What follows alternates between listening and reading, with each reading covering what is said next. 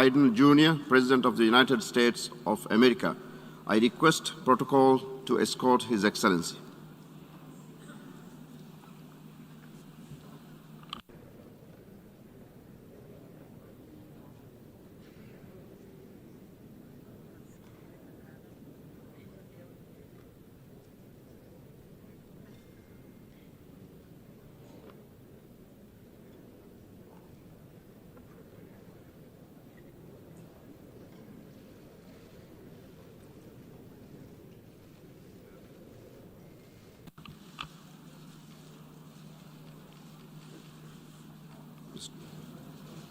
On behalf of the General Assembly, I have the honor to welcome to the United Nations His Excellency Joseph R. Biden Jr., President of the United States of America, and to invite him to address the Assembly.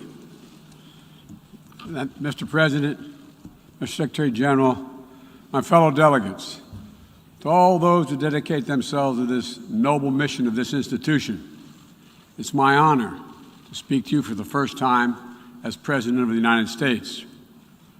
We meet this year in a moment of intermingled with great pain and extraordinary possibility. We've lost so much to this devastating pandemic that continues to claim lives around the world and impact so much on our existence. We're mourning more than 4.5 million people of every nation, from every background. Each death is an individual heartbreak, but our shared grief is a poignant reminder that our collective future will hinge on our ability to recognize our common humanity and to act together. Ladies and gentlemen, this is the clear and urgent choice that we face here at the dawning of what must be a decisive decade for our world. A decade that will quite literally determine our futures.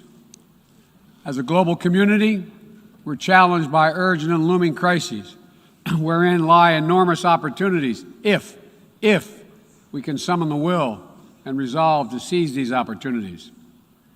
Will we work together to save lives, defeat COVID-19 everywhere, and take the necessary steps to prepare ourselves for the next pandemic, for there will be another one? Or will we fail to harness the tools at our disposal as the more virulent and dangerous variants take hold? Will we meet the threat of the challenging climate we're all feeling, already ravaging every part of our world with extreme weather? Or will we suffer the merciless march of ever-worsening droughts and floods, more intense fires and hurricanes, longer heat waves, and rising seas? Will we affirm and uphold the human dignity and human rights under which nations in common cause more than 7 decades ago formed this institution? Will we apply and strengthen the core tenets of the international system, including the UN Charter and the Universal Declaration of Human Rights, as we seek to shape the emergence of new technologies and deter new threats? Or will we allow those universal principles to be trampled and twisted in the pursuit of naked political power? In my view, how we answer these questions in this moment, whether we choose to fight for our shared future or not, will reverberate for generations yet to come. Simply put, we stand, in my view, at an inflection point in history. And I'm here today to share with you how the United States intends to work with partners and allies to answer these questions, and the commitment of my new administration to help lead the world toward a more peaceful, prosperous future for all people. Instead of continuing to fight the wars of the past, we are fixing our eyes on devoting our resources to the challenges that hold the keys to our collective future. Ending this pandemic, addressing the climate crisis, managing the shifts in global power dynamics, shaping the rules of the world on vital issues like trade, cyber, and emerging technologies, and facing the threat of terrorism as it stands today.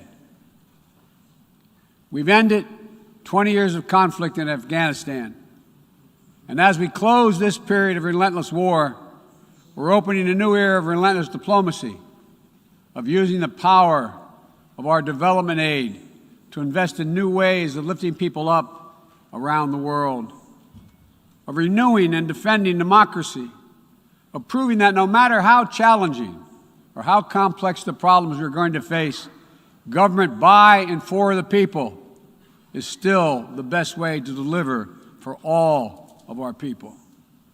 And as the United States turns our focus to the priorities and the regions of the world, like the Indo-Pacific, that are most consequential today and tomorrow, we'll do so with our allies and partners through cooperation at multilateral institutions like the United Nations to amplify our collective strength and speed our progress toward dealing with these global challenges.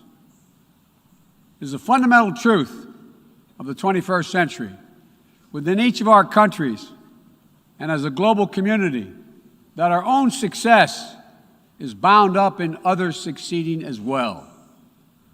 To deliver for our own people, we must also engage deeply with the rest of the world. To ensure that our own future, we must work together with other partners, our partners, toward a shared future. Our security, our prosperity, and our very freedoms are interconnected, in my view, as never before. And so, I believe we must work together as never before. Over the last 8 months, I prioritized rebuilding our alliances, revitalizing our partnerships, and recognizing they're essential and central to America's enduring security and prosperity. We have reaffirmed our sacred NATO alliance to Article 5 commitment. We're working with our allies toward a new strategic concept that will help our alliance better take on evolving threats of today and tomorrow. We renewed our engagement with the European Union, a fundamental partner in tackling the full range of significant issues facing our world today. We elevated the Quad partnership among Australia, India, Japan, and the United States to take on challenges ranging from health security to climate to emerging technologies. We're engaging with regional institutions from ASEAN to the African Union to the Organization of American States to focus on people's urgent needs for better health and better economic outcomes. We're back at the table in international forums, especially the United Nations, to focus attention and to spur global action on shared challenges. We are re-engaged at the World Health Organization and working in close partnership with COVAX to deliver life-saving vaccines around the world. We rejoined the Paris Climate Agreement, and we're running to retake a seat in the Human Rights Council next year at the UN. And as the United States seeks to rally the world to action, we will lead not just with the example of our power, but, God willing, with the power of our example.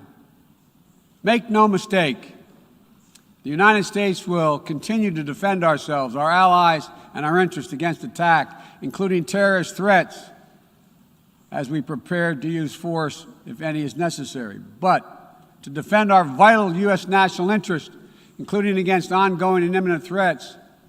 But the mission must be clear and achievable, undertaken with informed consent of the American people, and whenever possible, in partnership with our allies. U.S. military power must be our tool of last resort, not our first. And it should not be used as an answer to every problem we see around the world. Indeed, today, many of our greatest concerns cannot be solved or even addressed through the force of arms. Bombs and bullets cannot defend against COVID-19 or its future variants. To fight this pandemic, we need a collective act of science and political will. We need to act now to get shots in arms as fast as possible and expand access to oxygen, tests, treatments to save lives around the world. And for the future, we need to create a new mechanism to finance global health security that builds on our existing development assistance and global health and a global health threat council that is armed with the tools we need to monitor and identify emerging pandemics so that we can take immediate action. Already, the United States has put more than $15 billion toward the global COVID response. We've shipped more than 160 million doses of COVID-19 vaccine to other countries. This includes 130 million doses from our own supply and the first tranches of 500 million doses of Pfizer vaccine we purchased to donate through COVAX. Planes carrying vaccines from the United States have already landed in 100 countries, bringing people all over the world a little dose of hope, as one American nurse termed it to me, a dose of hope direct from the American people, and importantly, no strings attached.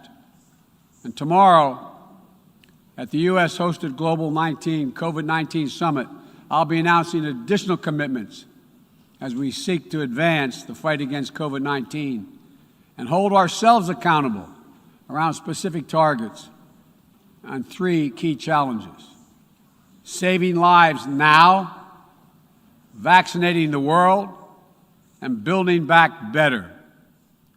This year has also brought widespread death and devastation from the borderless climate crisis. The extreme weather events that we have seen in every part of the world, and you all know it and feel it, represent what the Secretary General has rightly called Code Red for humanity. And the scientists and experts are telling us that we're fast approaching a point of no return in a literal sense. To keep within our reach the vital goal of limiting global warming to 1.5 degrees Celsius, every nation needs to bring their highest possible ambitions to the table when we meet in Glasgow for COP26. And then to have to keep raising our collective ambition over time. In April, I announced the United States' ambitious new goal under the Paris Agreement to reduce greenhouse gas emissions from the United States by 50 to 52% below 2005 levels by 2030, as we work toward achieving a clean energy economy with net zero emissions by 2050. And my administration is working closely with our Congress to make critical investments in green infrastructure and electric vehicles that will help us lock in progress at home toward our climate goals. And the best part is, making these ambitious investments isn't just good climate policy, it's a chance for each of our countries to invest in ourselves and our own future. It's an enormous opportunity to create good-paying jobs for workers in each of our countries and to spur long-term economic growth that will improve the quality of life for all of our people. We also have to support the countries and people that will be hit the hardest and that have the fewest resources to help them adapt. In April, I announced the United States will double our public international financing to help developing nations tackle the climate crisis. And today, I'm proud to announce that we'll work with the Congress to double that number again, including for adaptation efforts. This will make the United States a leader in public climate finance, and with our added support, together with increased private capital and from other donors, we'll be able to meet the goal of mobilizing $100 billion to support climate action in developing nations. As we deal with these crises, we're also encountering a new era, an era of new technologies and possibilities that have potential to release and reshape every aspect of human existence. And it's up to all of us to determine whether these technologies are a force to empower people or to deepen repression. As new technologies continue to evolve, we'll work together with our democratic partners to ensure that new advances in areas from biotechnology to quantum computing, 5G, artificial intelligence, and more are used to lift people up, to solve problems, and advance human freedom, not to suppress dissent or target minority communities.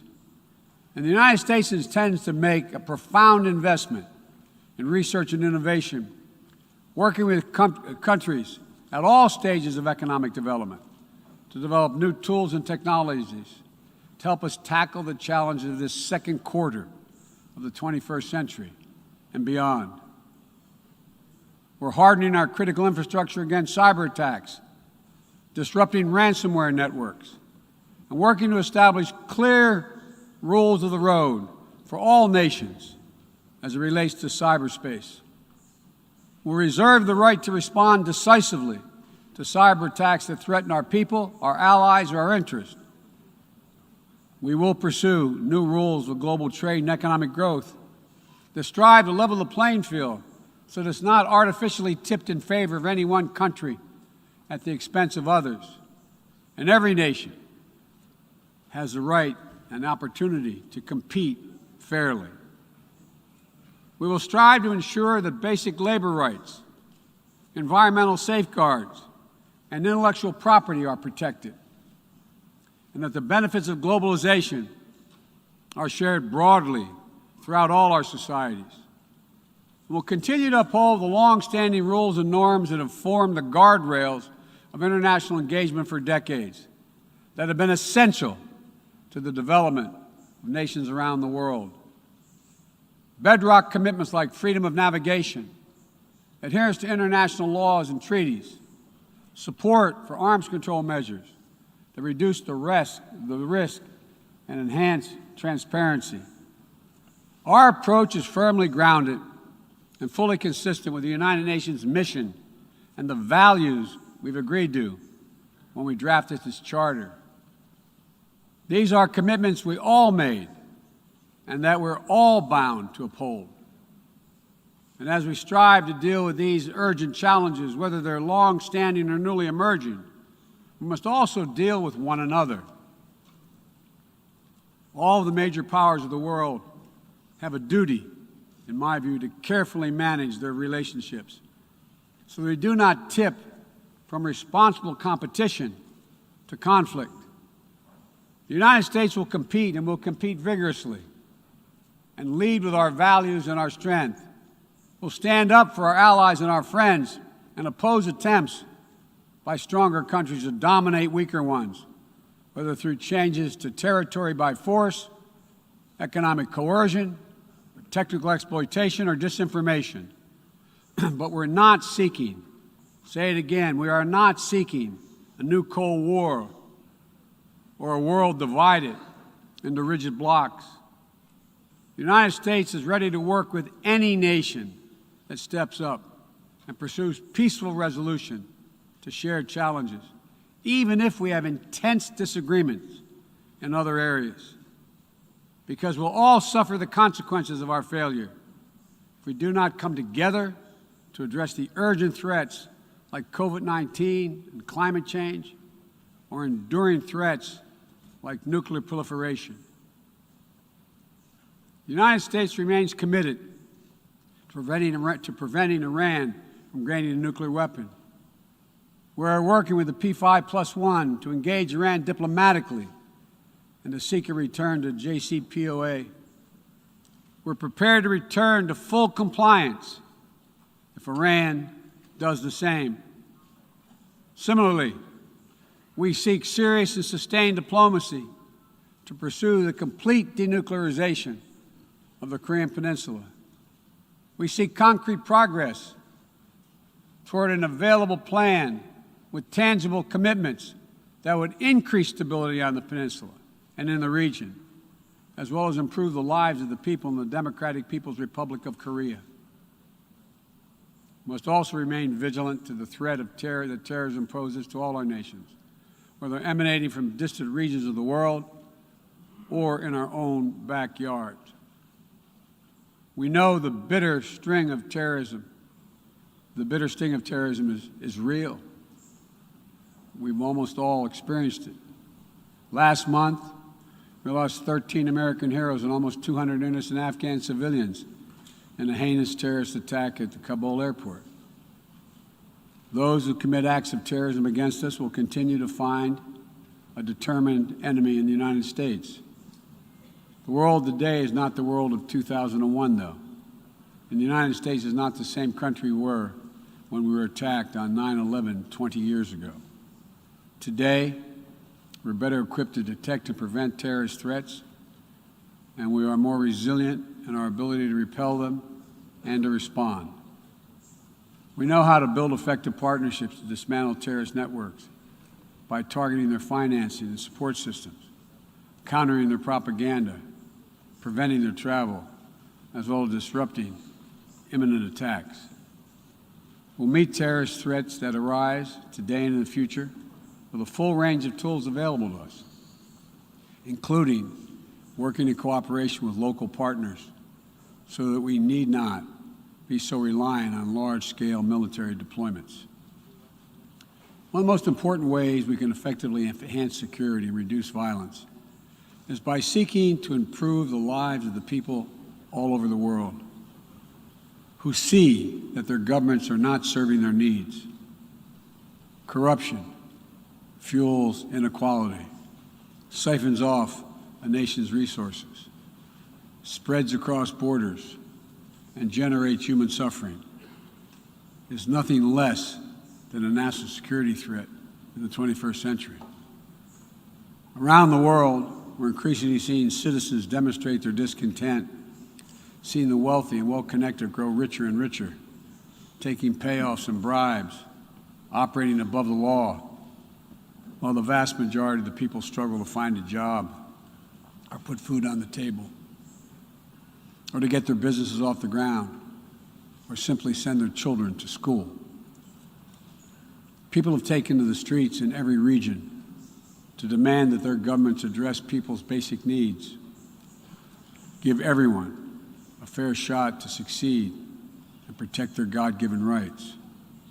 And in that chorus of voices, across languages and continents, we hear a common cry, a cry for dignity, simple dignity. As leaders, it's our duty to answer that call, not to silence it. The United States is committed to using our resources and our international platform to support these voices, listen to them, partner with them to find ways to respond that advance human dignity around the world. For example, there's an enormous need for infrastructure in developing countries. But infrastructure that is low quality or that feeds corruption or exacerbates environmental degradation may only end up contributing to greater challenges for countries over time. Done the right way, however, with transparent, sustainable investment in projects that respond to the country's needs and engage their local workers to maintain high labor and environmental standards, infrastructure can be a strong foundation that allows societies in low and middle-income countries to grow and to prosper. That's the idea behind the Build Back Better world. And together with the private sector and our G7 partners, we aim to mobilize hundreds of billions of dollars in infrastructure investment. We will also continue to be the world's largest contributor to humanitarian assistance, bringing food, water, shelter, emergency health care, and other vital life-saving aid to millions of people in need.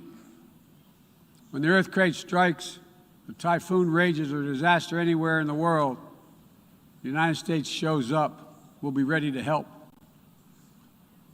And at a time when nearly 1 in 3 people globally do not have access to adequate food just last year, the United States is committing to rallying our partners to address immediate malnutrition and to ensure that we can sustainably feed the world for for the decades to come.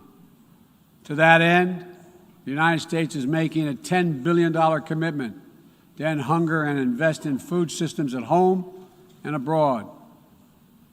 Since 2000, the United States government has provided more than $140 billion to advance health and strengthen health systems, and we will continue our leadership to drive these vital investments to make people's lives better every single day. Just give them a little breathing room.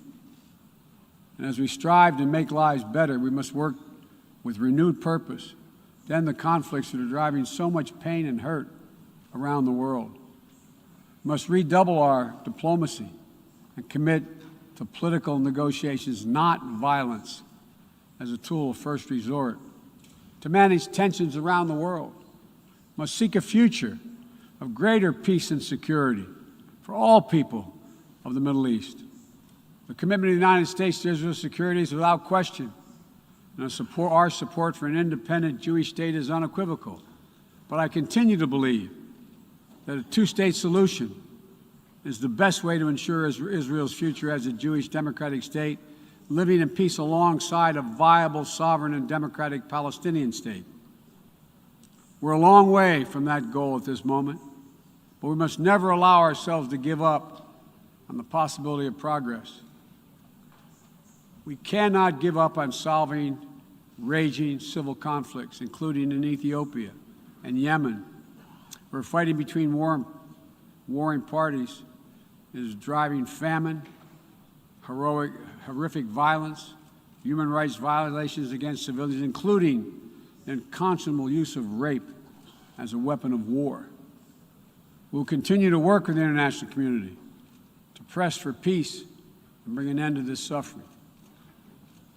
As we pursue diplomacy across the board, the United States will champion the democratic values that go to the very heart of who we are as a nation and a people: freedom, equality, opportunity, and a belief in the universal rights of all people.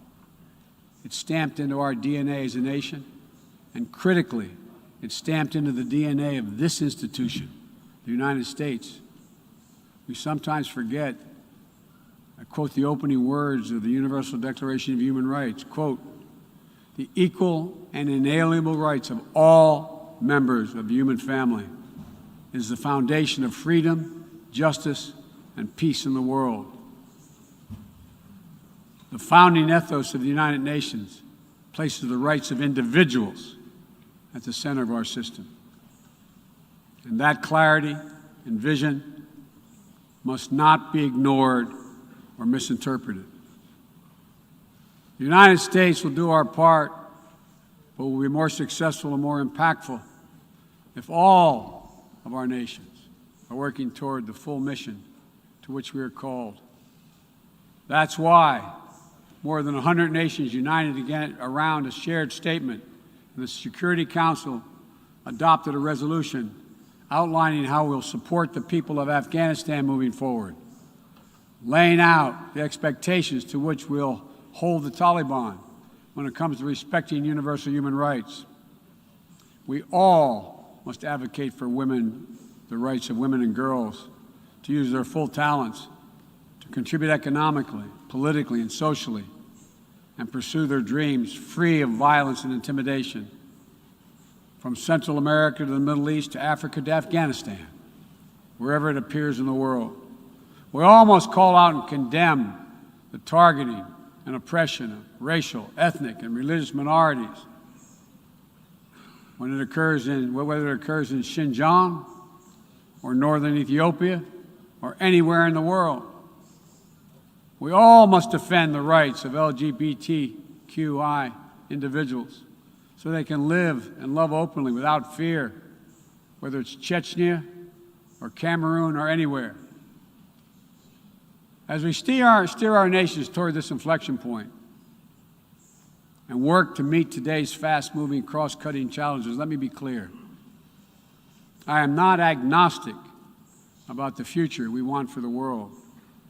The future will belong to those who embrace human dignity, not trample it. The future will belong to those who unleash the potential of their people, not those who stifle it. The future will belong to those who give their people the ability to breathe free, not those who seek to suffocate their people with an iron hand. Authoritarianism, the authoritarianism of the world, may seek to proclaim the end of the age of democracy, but they're wrong. The truth is, the democratic world is everywhere. It lives in the anti-corruption activists, the human rights defenders, the journalists, the peace protesters. On the front lines of this struggle in Belarus, Burma, Syria, Cuba, Venezuela, and everywhere in between. It lives in the brave women of Sudan who withstood violence and oppression to push a genocidal dictator from power and who keep working every day to defend their democratic progress. It lives in the proud Moldovans who helped deliver a landslide victory for the forces of democracy with a mandate to fight graft, to build a more inclusive economy. It lives in the young people of Zambia who harnessed the power of their vote for the first time, turning out in record numbers to denounce corruption and chart a new path for their country.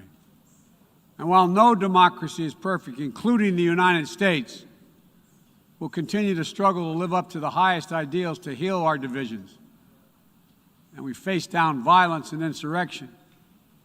Democracy remains the best tool we have to unleash our full human potential.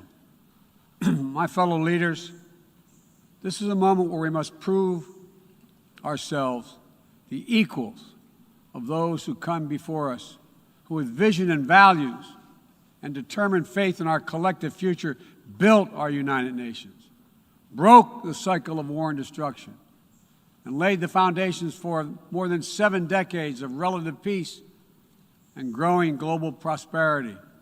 Now, we must again come together to affirm the inherent humanity that unites us is much greater than any outward divisions or disagreements. We must choose to do more than we think we can do alone so that we'll accomplish what we must together. Ending this pandemic and making sure we're better prepared for the next one. Staving off climactic climate change and increasing our resilience to the impacts we already are seeing. Ensuring a future where technologies are a vital tool to solving human challenges and empowering human potential, not a source of greater strife and repression. These are the challenges that we will determine what the world looks like for our children and our grandchildren and what they'll inherit. We can only meet them by looking to the future. I stand here today for the first time in 20 years with the United States not at war. We've turned the page. All the unmatched strength, energy, and commitment, will, and resources of our nation are now fully and squarely focused on what's ahead of us, not what was behind. I know this. As we look ahead, we will lead. We will lead on all the greatest challenges of our time, from COVID to climate, peace and security, human dignity and human rights, but we will not go it alone.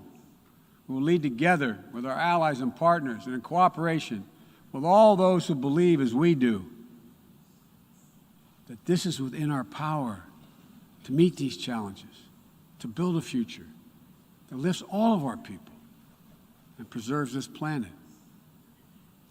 But none of this is inevitable. It's a choice. And I can tell you where America stands. We will choose to build a better future. We, you and I, we have the will and capacity to make it better. Ladies and gentlemen, we cannot afford to waste any more time. Let's get to work. Let's make our better future now. We can do this. It's within our power and capacity. Thank you. God bless you all.